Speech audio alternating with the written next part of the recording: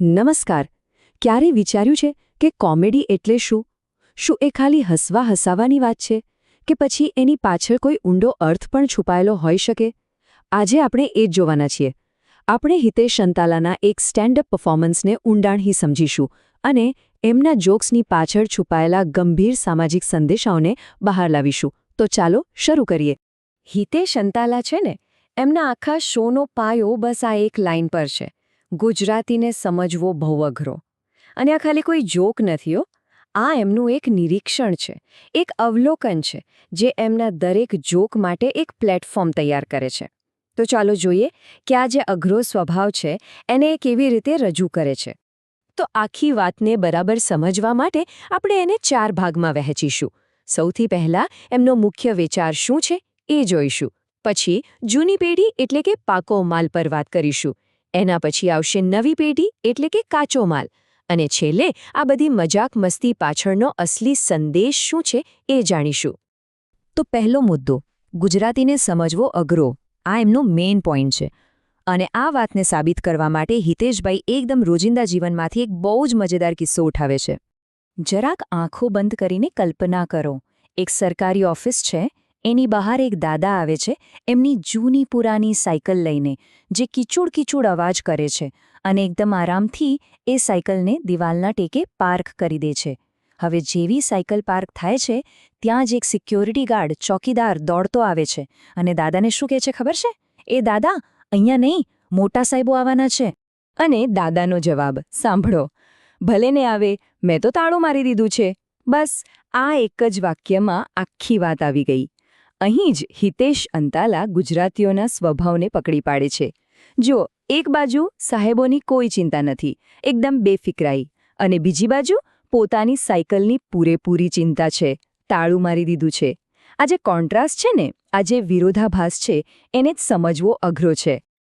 ચાલો હવે વાત કરીએ બીજા મુદ્દાની: પાકો માલ, જૂની પેઢી. હિતેશ અંતાલાને જૂની પેઢી માટે ખૂબ જ માન છે, અને એમણે એ લોકો પાકો માલ કહીને બોલાવે છે. આ શબ્દ જ બધું કહી દે છે. એ લોકોની મજબૂતી, એમનું ટકાઉપણું અને જીવનના અનુભવોમાંથી જે ડાહપણ મળ્યું છે ને, એનો આ પ્રતીક છે. તો સવાલ એ થાય કે આ પાકો માલ આટલો મજબૂત કેમ હતો? હિતેશભાઈના કહેવા મુજબ આખી રમત એમના સાદા ખોરાક અને ઉછેરની હતી. એ લોકો શું ખાતા? બાજરાનો રોટલો અને સાથે છાશ કે ચટણી. આ ખોરાક ખાલી શરીરને નહીં, મનને પણ લોખંડ જેવું મજબૂત બનાવતો હતો. એમની વિચારસરણી પણ એકદમ સિમ્પલ અને ક્લિયર હતી, આજની જેમ બધી ગૂંચવણવાળી નહીં. એમની રમૂજ વૃત્તિ પણ કેવી ધારદાર હતી એનો એક મસ્ત દાખલો છે. હિતેશભાઈ દાદીઓના એક ગ્રુપને જુએ છે, એકદમ શાંત બેઠેલા. એટલે એ પૂછે છે કે કેમ આજે કોઈ વાતો નથી કરતું? તો જવાબ શું મળે છે ખબર છે? આમાંથી એકાદી આઘા પાછી હોત ને તો રામાયણ કરત, પણ આજે તો બધી હાજર છે. આના પરથી જ ખબર પડી જાય કે એ લોકો કેટલા બિંદાસ અને સ્પષ્ટ વક્તા હતા. જે કહેવું હોય એ મોઢા પર.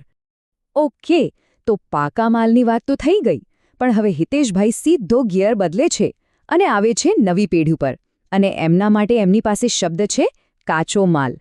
અહીંથી જ એમનો કટાક્ષ શરૂ થાય છે, નવી પેઢીની નબળાઈઓ અને એમની લાઇફસ્ટાઇલ પર. અને આ કટાક્ષની શરૂઆત ક્યાંથી થાય છે? ખાવા પીવાથી.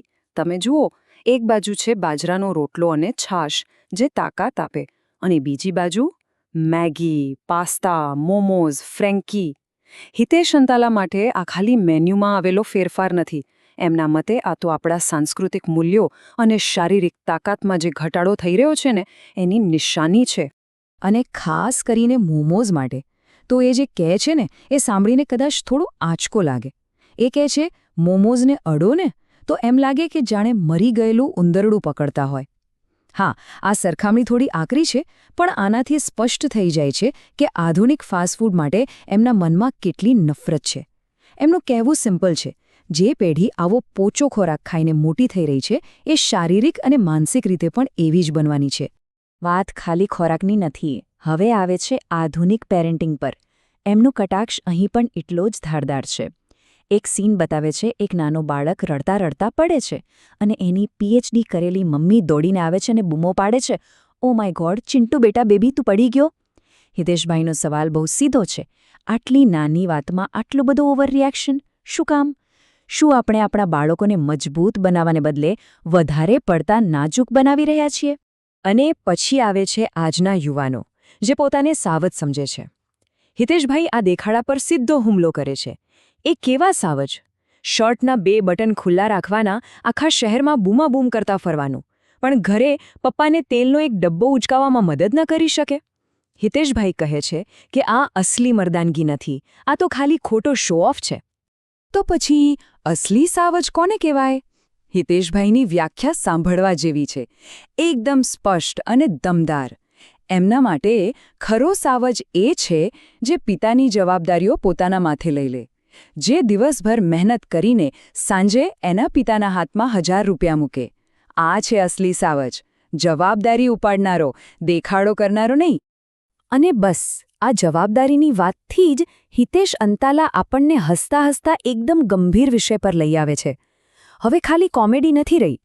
હવે વાત પેઢીઓના તફાવતથી આગળ વધીને આપણા ઇતિહાસ અને આપણી સંસ્કૃતિની ચિંતા સુધી પહોંચે છે. અને અહીં એક એવો સવાલ પૂછે છે જે સીધો હૃદયમાં વાગે. એ પૂછે છે, 1500 વર્ષ આપણે એક ન થયા એટલે બીજા આવીને આપણા પર રાજ કરી ગયા?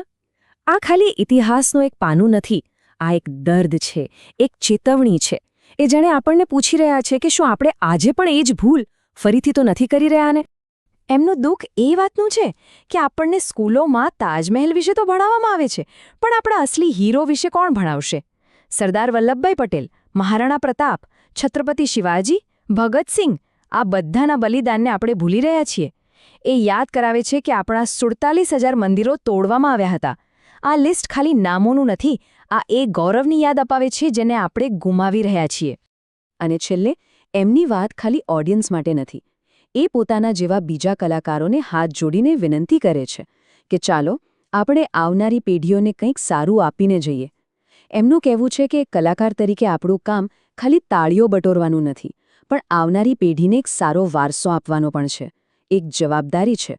તો આ આખી વાત પરથી આપણે ફરીથી એ જ સવાલ પર પાછા આવીએ છીએ, શું હાસ્ય સમાજ માટે અરીસાનું કામ કરી શકે છે? હિતેશ અંતાલાનું કામ જોયા પછી તો એવું જ લાગે છે કે ચોક્કસ કરી શકે છે.